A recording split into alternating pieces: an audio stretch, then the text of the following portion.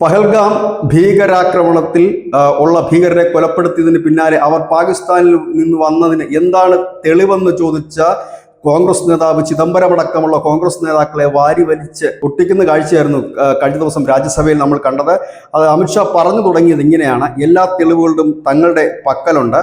അത് ഏതൊക്കെ രീതിയിലാണ് തെളിവുകൾ ശേഖരിച്ചതെന്ന് കൂടി അദ്ദേഹം വിശദമാക്കുന്നു.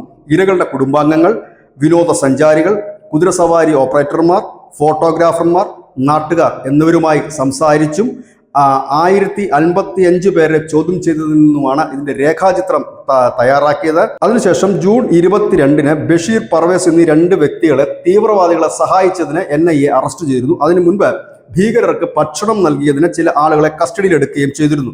ഇതെല്ലാം ഉറപ്പുവരുത്തിയതിനു ശേഷമാണ് സുലൈമാൻ, അഫ്ഗാൻ, ജിബ്രാൻ എന്ന് പറയുന്ന 3 പഹൽഗാം ഭീകരാക്രമണത്തിൽ ഉൾപ്പെട്ട ഇല്ലെങ്കിൽ അതിലെ പ്രതികളായ 3 ഭീകരരെ കൊന്നൊടുക്കിയത്. അതിനുശേഷം ഇവരിൽ നിന്നെല്ലാം അവർ ഐഡന്റിഫൈ ചെയ്തു. പിടിയിലായവരും അറസ്റ്റിലായവരുമൊക്കെ ഈ 3 ഭീകരരെയും ഐഡന്റിഫൈ ചെയ്തു. ഒപ്പം തന്നെ ഇവർ ഉപയോഗിച്ചിരുന്ന ആയുധങ്ങൾ ചണ്ഡീഗഡിലെ ഫോറൻസിക് ലാബിൽ അയച്ച് പരിശോധിപ്പിച്ചിരുന്നു.